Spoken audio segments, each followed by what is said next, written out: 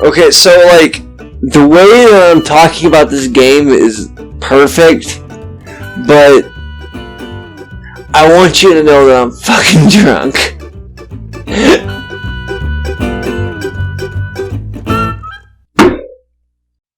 And today we were talking about Horizon Zero Dawn. So you start out, before you even press start, and you see Rost climbing up a giant mountain. And his point in climbing up this giant mountain is that the naming ceremony does not take place on the day of birth like it does in our society. This woman climbs this baby up a mountain. Rost climbs a baby up a mountain, and this woman gives it a name. And that name is Aloy. When he comes up to get this birthing done, which is a very important thing in their society, the birthing thing. There's a whole bunch of bitches there who say that she's not allowed to give her a birthing name because she's an outcast.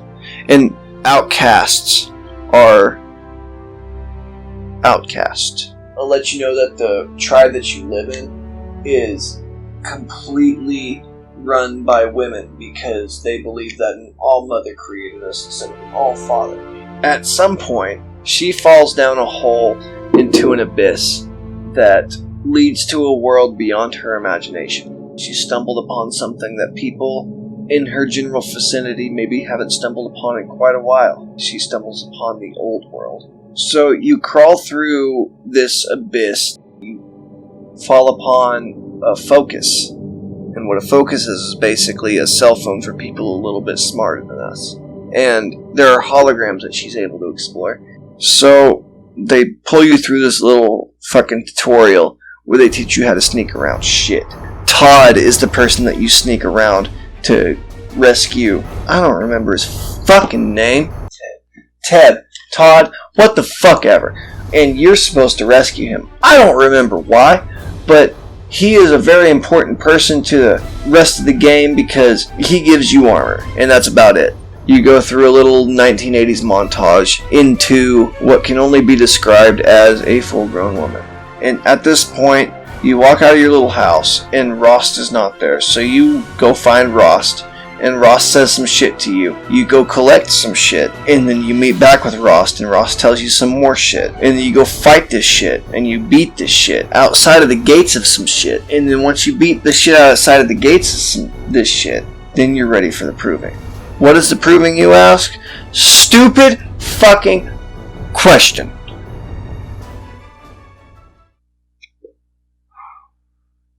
I don't know what the proving is.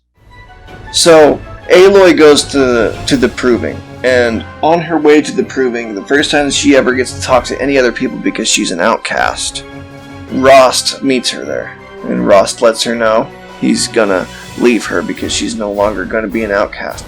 Unlike everyone else in the world right now, he knows that she's gonna win, and that she's gonna become a brave in the proving. Then she moves into the actual Nora village, and she meets a lot of people. And then she makes her way to her cabin. And after she lights the fire, she talks to a dude. And the dude lets her know nothing. She has to find it out for herself later. But he has a focus just like her. Then she begins the proving. They have to shoot the antlers off of a reindeer. And they do with such, but not before some fuckhead threw a rock at her. So she has to shoot another antlers off of her reindeer. And she takes the antlers and she takes it to the fucking place. And out of nowhere, a tree falls. And she finds the old obstacle course that was left there after they decided this obstacle course was too dangerous. She makes her way across this obstacle that is deemed too dangerous for the village folk and rises up on top. And then the person says, "An outcast cannot be a brave. This person is no longer an outcast or some shit. And now this person is a brave." And then she gets shot in the face with an arrow. And then a fight ensues in which you find out that there are modern weapons at hand. You run across a landscape taking cover whenever you can, and then you kill some people. And then when it's all over, you're going up against a big bad boy. His name is Helios or some stupid. So this feller named Helios, who is in charge of all the people attacking you right now, picks you up by your fucking throat. And just when you think all hope is lost, somebody comes out of the woodwork. His name is Rost. He ends up blowing up in the aftermath of saving you, sacrificing himself for your life. So you're saved, and you fall down this big old mountain, and you wake up, and it's warm, and it's hot, and you don't know what the fuck is going on. Where the fuck was I, Juan? Rust just gave his life to save you.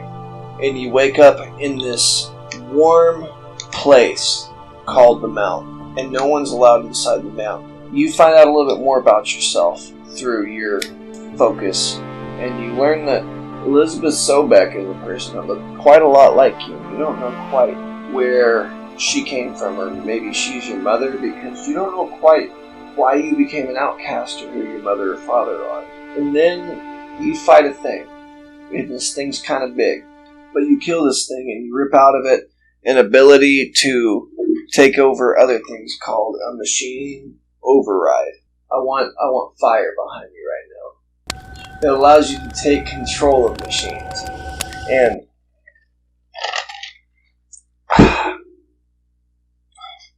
this allows you the first time to ride around on a little donkey looking thing.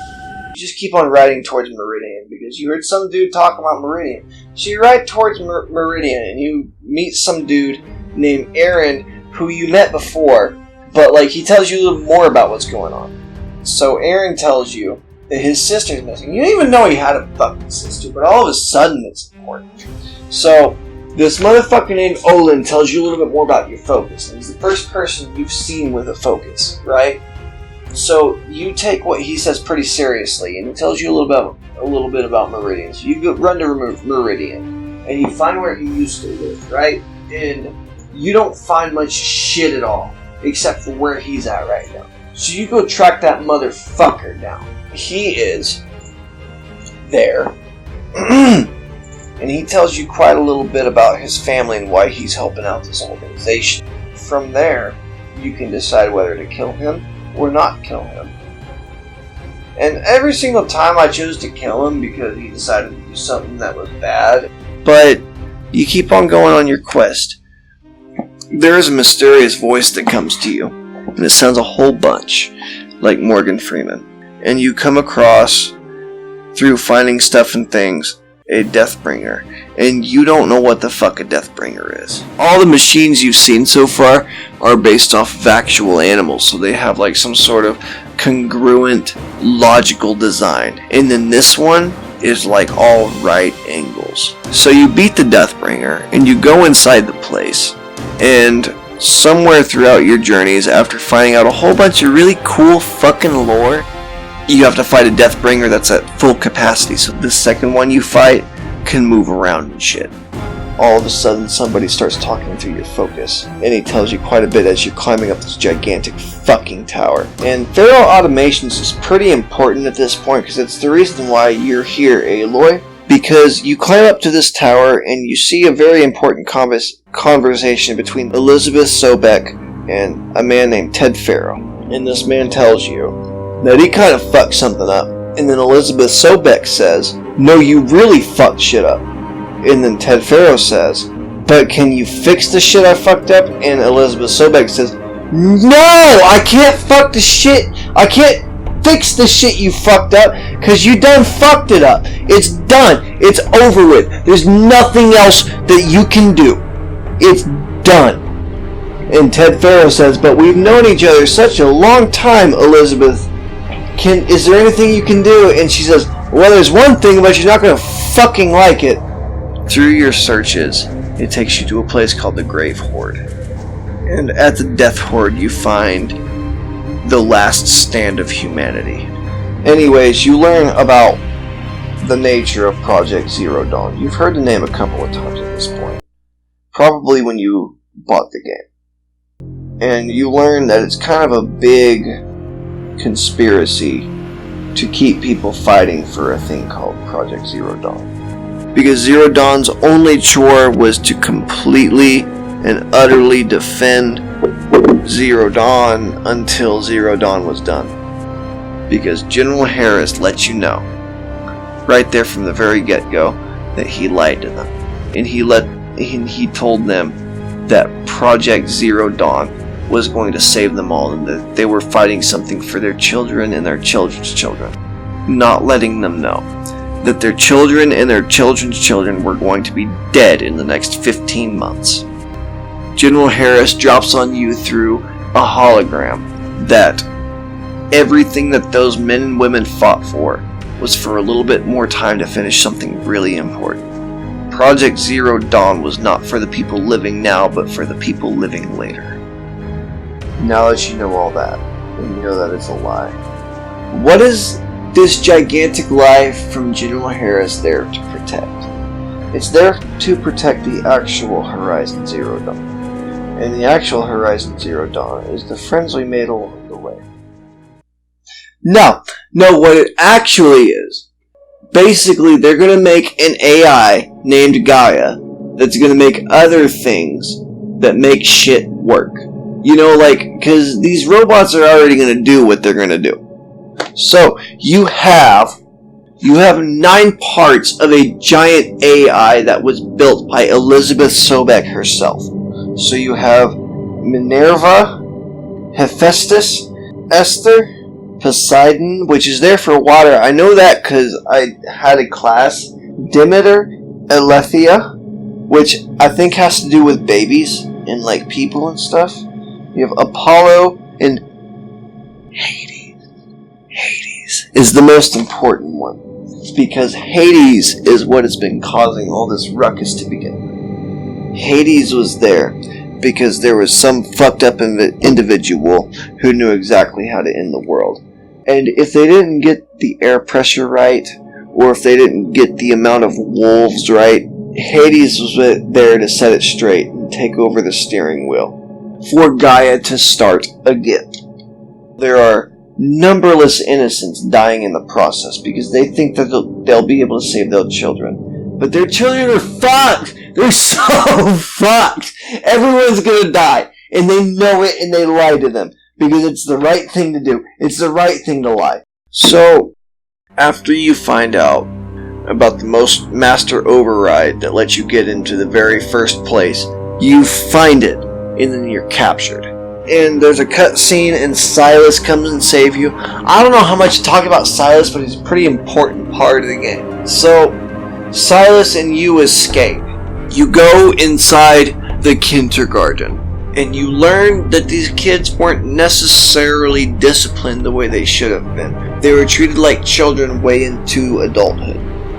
You look down into the Apollo station, where Apollo should have been telling them all the knowledge that was knowledged, and all of the computers are offline. Everything else seems to be working, but the Apollo station seems to be off fucking line. They learn that the Apollo mission was completely abandoned, and they don't know why. You get to the control panels, and you meet Gaia. Shit's pretty fucked right now. So you got Elizabeth Sobek, who created Gaia, and Gaia is letting you know right now she's been doing shit pretty good for a while, but shit's not good anymore. There's somebody who sent out a signal, and they don't like that signal too much, and all of the little pieces that we talked about earlier, the Hephaestus and Aurelio, have just completely disbanded, and they're not on Gaia's team no more. Hades takes control, and Gaia has nothing left to do because the signal's been sent out to make Hades do that. So, the Master Override that you learned at the beginning of the game that lets you override Striders and all the little bitches, there's a Master Override that lets you override Hades himself, the place that the culture that you're in calls the Metal Devil. There is a place that lets you override him, and it's called Gaia Prime. So you go to Gaia Prime and you learn about all that shit, and you learn a little bit more about yourself and why you were an outcast even. because you were created by the mother herself. So they didn't know if you were part of the metal demon or the mother herself, so they just played it safe and cast you out. You were created for a very specific purpose. And that purpose was to stop Hades. Because Hades is not something to be reasoned with. And then a man named Ted Faro, who was alive at the time, who started this whole fucking fiasco to begin with, would think that it was better for humanity to not know the knowledge that they needed to know. And Hades seems pretty alright with it. Basically, you fight some stuff, you beat all the side missions that you don't give a shit about. Do as you wish. Everyone else does. Mother. And you get to the point where you fight a death blower, and you beat it, and you get to the part where you fight Hades, and the Hades overdrive is sitting there. And you stab it in the fucking face a whole bunch of times. And then Hades' spiritual spirit goes into a place that Silas has captured. And he asks about the old masters that make this whole thing start to begin with. And the game ends. If you had to give advice to someone playing this game for the first time ever, what advice would you give them? That this video improves on ideas brought on by games that you might love. And it makes them better. That's everything that they did in the UI design. Is they made everything that happened in Counter-Strike or whatever the fuck it's called, I don't know. They made all of that stuff better. So you should check this game.